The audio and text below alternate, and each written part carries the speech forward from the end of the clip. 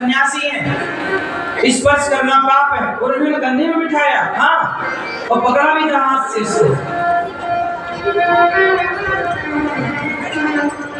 गुरु जी ने कहा क्यों आपने लड़की को कंधे में बिठाया? तो संत ने कहा कि गुरु जी मैंने तो उस लड़की को कब का कंधे से उतार दिया, इन्होंने अभी तक अपने कंधे पे बिठा रखा। मैंने तो कब का उस लड़की को उतार दिया, तो चली नहीं गई, और इन्होंने अभी तक उसे अपने। अब बताइए, सच बताइए, कंधे पर बैठाया किसने? जिसने बैठाया वो या जिसने नहीं बैठाया वो? जिसने नहीं बैठाया वो है? जिसने नहीं बैठाया वो। जिसने नहीं बैठाया उसी ने बैठाया कंधे, और जिसने बैठाया उसने नहीं बैठाया। क्या समझ में आ रहा?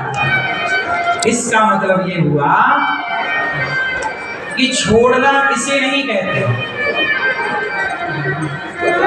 छोड़ना शरीर का छोड़ना नहीं है, मन से जो छूट जाए, भीतर से जो छूट जाए वही छूटना है। अब यदि बाहर से आपने छोड़ भी दिया पर ध्यान उसी का है, तो कहाँ छोड़ा? आपने पत्नी छोड़ दी, आपने परिवार छोड़ दिया, पर जंगल में बैठ के भी आप स्त्री का ध्यान कर रहे हैं, तो कहाँ छूटी? पैसा छोड़ दिया और जंगल में बैठ के भी पैसे का ध्यान है, तो कहाँ छूटा?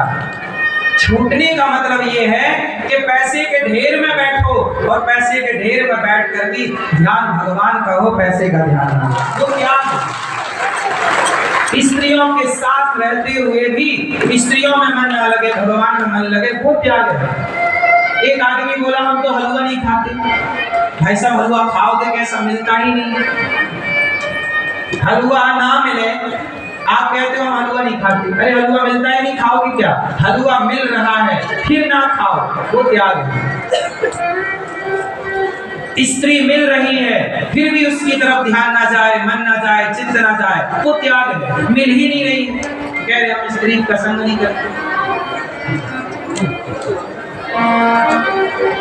इसलिए त्याग का मतलब, छोड़ने का मतलब ये छोड़ना। आप लोग सोचते हैं आजकल लड़के लड़की आ जाते हैं, गुरुजी हम घर छोड़ के आ गए, हम परिवार छोड़ के आ गए, अब वृंदावन में भजन करेंगे, सब छोड़ के आ गए, लेकिन यहाँ के भी मोबाइल में इंस्टाग्राम चल रहा है। मोबाइल